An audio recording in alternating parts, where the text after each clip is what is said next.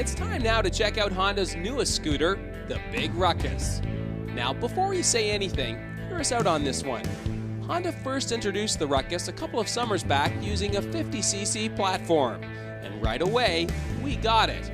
The original Ruckus was both funky and utilitarian, the British bulldog of scooters. Now along comes the Big Ruckus, more of a bull mastiff if you will, bigger, uglier, and just as lovable.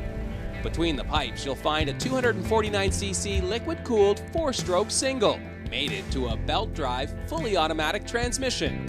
Up front, you'll find a 33mm fork and a single 240mm disc brake. While out back, there's a link drum brake, and not to be missed, the fully adjustable flip-up seat. So how does it all work? Well, we invited veteran road racer and motorcycle journalist Mark Orchard of Inside Motorcycles to sample the Big Ruckus during a recent press introduction in Florida. And here's what Mark had to say after a day of making some noise on the Big Ruckus. Okay, Mark, you've got the Mondo $200,000 retirement boat bus on wheels. You've come on down to Florida, you park the thing, you hook up the water, you hook up the power, and then you open it, and underneath you roll out one of these babies, right? You're ready to rock and roll. I think you could saddle this thing right to the back of your $200,000 RV, Dave, and not worry a thing about it. I think at the RV campground, you're going to make a very big ruckus when you fire this thing up. Yeah, for sure. It's going to make some noise, it's going to draw some attention, and it's going to be useful. Yeah, well, let's start with the motor. 250 cc's. Yeah, carbureted with auto enrichener for easy fire up. Liquid cooled. Liquid cooled, yeah. And certainly enough power for running around town, right? For sure. I mean, if you're RVing with it, you want to take it to the cottage, maybe put on a little more aggressive wheel for the cottage road. But I think you could really make a good home downtown, big cities like Toronto.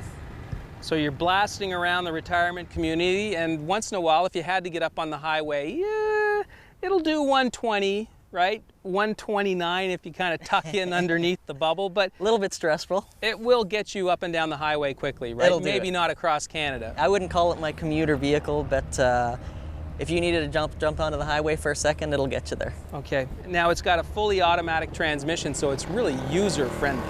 Yeah, I mean, it's easy to ride. You jump on the thing, scooter image, step through style, fire it up with the auto enrichener with ease, and pull away. Pull away, and then when you have to stop, it's got brakes, right? For sure, yeah. Dual piston hydraulic discs up front, linked to the back with the hydraulic drum brake. It's a great little system. Yeah, Honda has said they're totally dedicated now to link brakes, and these link brakes work just fine. Yeah, it's a good system. I mean, it's a small bike, it's not going to need much, but hydraulic disc brake, it stops no trouble. Let's talk about the comfort zone. You've got this great padded saddle with a little bit of back support. But if that's not enough for you, yeah, you can get into cruise mode with this thing, Dave. You got the whole lowrider thing happening. And fully adjustable. How do you like that? That's a neat little system for sure. Total comfort right there. And you got the floorboards for your feet, yeah. And you can move around. I didn't find I was getting uncomfortable at all. I had lots of various positions to put my feet. Totally relaxed riding position for sure. And then the all-important beer case platform, 2-4 holder with tie downs. Yeah. Racks. I mean, it's pretty utilitarian, eh? Yeah, it is for sure, and a lot of little extra features. I mean, you got a center stand on it, parking brake for downtown. There's a lot of things on this thing. Yeah, I got the parking brake, and the instrumentation's got everything you need. With gas gauge, fuel gauge, and the mirrors. What do you think of the mirrors? Very useful. I mean, round have always been considered a decent shape for looking behind you, and they do well getting behind your shoulders. So, I don't know, we've been talking about using it to run around the cottage. We've talked about running around the RV circuit. Perfect pit bike and photography platform. For sure. But you also mentioned urban assault. You think it'd be good in an urban environment? I think it could find an excellent home down there. I mean, it's something you're not going to worry about downtown. Right. I mean, there's a lot of things going on down there, a lot of cars. This is small, you get through traffic, no problem.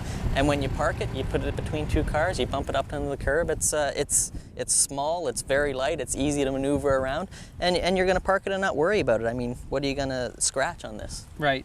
It's very confidence inspiring. It's very easy to put your feet down. It's got a long wheelbase. It's really stable. Sure, it is stable. Yeah, I mean, we have no problems with this riding around here. It's easy to maneuver around.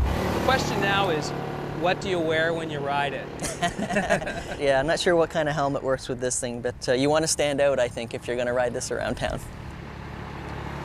We were at a fairly ritzy hotel last night. I purposely parked it right in front of the door for the evening and then sat and watched people. Everyone who walked out of that, young, old, whatever, male, female, they all walked over and had a look at this. Yeah, exactly. It's an attention getter. I mean, yellow for a start, big framework, it's very rugged looking. I think you'll draw a lot of attention no matter where you go on this thing. Well, I hear they've got a cult following in Japan, and I'm not surprised. No, not at all.